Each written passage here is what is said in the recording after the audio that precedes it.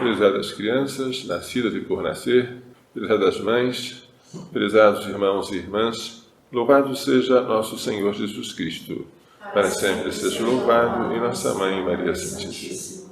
Este domingo, quarto da Quaresma, é conhecido como Domingo Letare, por causa da sua antífona de entrada, Letare Jerusalém, alegra-te, Jerusalém. É um suspiro de alegria no meio de um tempo de penitência que é a Quaresma. Neste domingo é permitido usar a cor rosa, além da roxa. A cor rosa dá essa ideia de uma espécie de interrupção da penitência ou abrandamento dela, para que nós tenhamos um pouco de ar para respirar. A primeira leitura é tirada do finalzinho do segundo livro das Crônicas. O que diz este livro ao terminar? Ele diz que os pecados de Jerusalém, do reino de Judá, foram tantos que não havia mais remédio.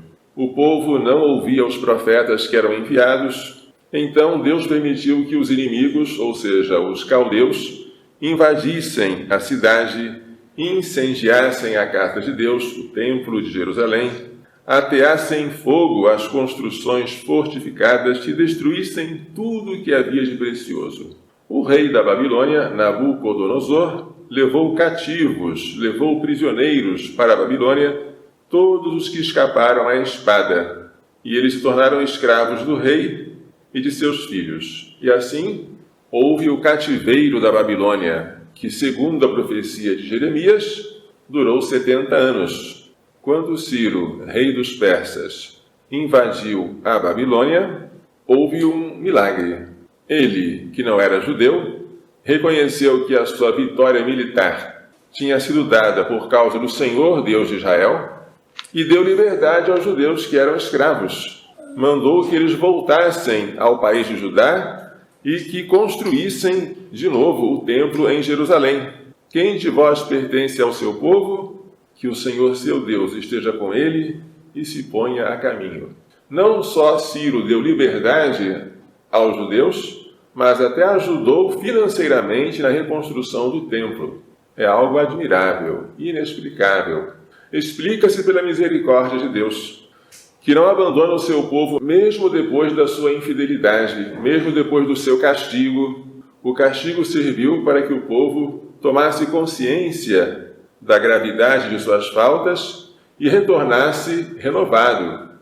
De todo mal, Deus tira algum bem.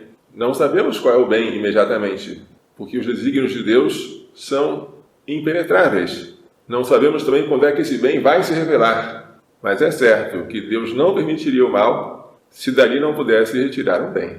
Quando o povo chegou à Babilônia, escravo, deportado, cativo, pendurou as suas harpas nos salgueiros. As harpas eram instrumentos musicais usados no canto, na liturgia, nos salmos. Estavam tristes, chorando, com saudade de Jerusalém.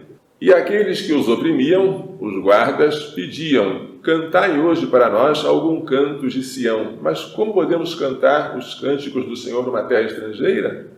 Este Salmo 136 é um salmo de saudades da cidade de Jerusalém destruída. E ao mesmo tempo é um salmo em que o salmista se propõe nunca esquecer daquela cidade. Em que o salmista se propõe sempre fazer de Jerusalém a sua alegria. Talvez o salmista aqui já esteja antevendo que Deus vai reconstruir a cidade. A segunda leitura, tirada da carta de São Paulo aos Efésios, fala sobre a misericórdia de Deus. Nós todos éramos maus, injustos, éramos por natureza filhos da ira. Filhos quer dizer merecedores da ira ou merecedores de castigo. Mas Deus é rico em misericórdia. Este versículo serviu de introdução para uma encíclica do Papa São João Paulo II, a encíclica Dives in Misericordia. Deus é rico em misericórdia, por causa do grande amor com que nos amou. Quando estávamos mortos por causa das nossas faltas, Ele nos deu a vida, Ele nos vivificou com Cristo. É por graça que vós sois salvos. E Deus nos ressuscitou com Cristo e nos fez sentar nos céus, em virtude de nossa união com Jesus Cristo. Aquilo que será futuro, a nossa ressurreição, a nossa ida aos céus, São Paulo já diz como presente. Tal é a firmeza da sua esperança. Assim, pela bondade que nos demonstrou em Jesus Cristo, Deus quis mostrar a incomparável riqueza da sua graça. Com efeito, é pela graça que sois salvos, mediante a fé. E isso não vem de vós, é dom de Deus. Não vem das obras, para que ninguém se glorie, para que ninguém se orgulhe. Quem está em pecado não consegue sequer se arrepender do próprio pecado. Quem está em pecado e se arrepende é porque já recebeu de Deus alguma graça atual, algum empurrãozinho sobrenatural para isso. O máximo que um pecador pode fazer, já tendo recebido este auxílio de Deus, é crer. Eu creio que eu posso ser perdoado e por isso eu vou procurar um sacramento da reconciliação. Se eu sou ainda pagão, eu vou procurar o sacramento do batismo. Mas a salvação minha vem pela fé. Não vem pelas obras que eu pratiquei antes do meu batismo ou antes da minha confissão bem feita. Porque quando eu estou em pecado mortal, as minhas obras não têm méritos sobrenaturais. Então elas não podem merecer a graça que eu perdi. Se Deus me dá a graça, é por pura graça. É por pura misericórdia. É Ele quem nos fez. Nós fomos criados em Jesus Cristo para as obras boas que Deus preparou de antemão para que nós as praticássemos. Se nós podemos praticar alguma obra que tenha merecimento sobrenatural, que mereça para nós um aumento da graça e a glória eterna, é porque aí nós já estamos em estado de graça.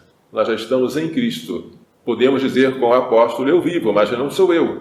É Cristo que vive em mim. E Ele vivendo em mim, como a videira e os ramos, faz com que as minhas obras não tenham apenas o valor natural, mas um valor sobrenatural e eterno. Tudo isso realça a bondade de Deus, a misericórdia dele e a nossa falta completa de merecimentos para a nossa justificação. Depois de justificados, podemos merecer alguma coisa. Antes, nada. O Evangelho de hoje traz uma sequência do diálogo de Jesus com Nicodemos. Aquele diálogo em que ele diz que é preciso nascer de novo, ou do alto, para entrar no reino de Deus, que é preciso renascer da água e do Espírito, ou seja, pelo batismo. Seguindo este diálogo, Jesus diz, do mesmo modo que Moisés levantou a serpente no deserto, aquela serpente de bronze, para que quem fosse mordido por uma cobra e olhasse para ela ficasse curado, assim é necessário que o Filho do Homem seja levantado, entenda-se, na cruz, para que todos os que nele crerem tenham a vida eterna. A única vez em que Jesus aceitou ser elevado foi na cruz. Quando queriam proclamá-lo rei no deserto, por causa da multiplicação dos pães, Jesus fugiu para o monte e foi orar ao Pai. Mas quando quiseram elevá-lo na cruz para zombarem dele e exibi-lo em espetáculo, ele aceitou. Deus amou tanto o mundo. Esta frase é muito querida pela Madre Teresa de Calcutá. Deus amou tanto o mundo que deu seu Filho unigênito, para que todo o que nele crer não morra, mas tenha a vida eterna. De fato, Deus não enviou o Filho ao mundo para condenar o mundo, mas para que o mundo seja salvo por ele. É um mistério de amor, de um pai que, para salvar o mundo que não merece perdão, entrega o seu próprio Filho e o seu Filho único. E o que é preciso fazer para ser salvo? Crer nele. Crer que ele é o Salvador, crer que eu tenho necessidade de salvação e pedir a salvação. Quem nele crê não é condenado. Quem não crê já está condenado, porque não creu no nome do Filho unigênito. A falta de fé, a incredulidade, é uma barreira entre nós e Deus, que impede que Deus derrame todas as graças que quereria nos derramar. Ora, o julgamento é este. A luz veio ao mundo. Esta luz é Jesus. Mas os homens preferiram as trevas à luz, para que as suas ações não fossem denunciadas. Os que fazem coisas más preferem os ambientes escuros. A luz incomoda. Mas quem age conforme a verdade Jesus é a verdade, aproxima-se da luz, para que se manifeste que suas obras são realizadas em Deus. Essa luz causa divisões, portanto, e essa divisão já foi prevista pelo velho Simeão. Este menino é uma luz que brilhará para as nações, mas ele vai causar divisões. Ele servirá para a ruína e para o reerguimento de muitos corações. O que nós devemos fazer? Agradecer imensamente ao Pai pela nossa salvação, pelo envio do seu Filho, como nosso Redentor, e depois pelo envio do Espírito Santo, como nosso santificador. Agradecer a Jesus por ter se feito obediente até a morte, e morte de cruz. Crer nele e aceitar que a luz dele me ilumine, mesmo que sirva para pôr às claras os pecados que eu ainda não limpei. Podem ser pecados leves, podem ser quase imperfeições, mas são sujeira. Quanto mais a luz se aproxima de mim, mais eu vejo coisas irregulares que antes eu não via, por falta de luz. Deixemos-nos iluminar por Jesus. E se nós ficarmos apavorados pelos nossos pecados, confiemos na misericórdia dele, porque a misericórdia dele é maior do que os nossos pecados. E ele não veio ao mundo para condenar o mundo, mas para salvá-lo. Que Maria Santíssima e seu castíssimo esposo São José nos façam entender e pôr em prática as lições desta liturgia. Louvado seja nosso Senhor Jesus Cristo. Para sempre seja louvado em nossa Mãe Maria Santíssima.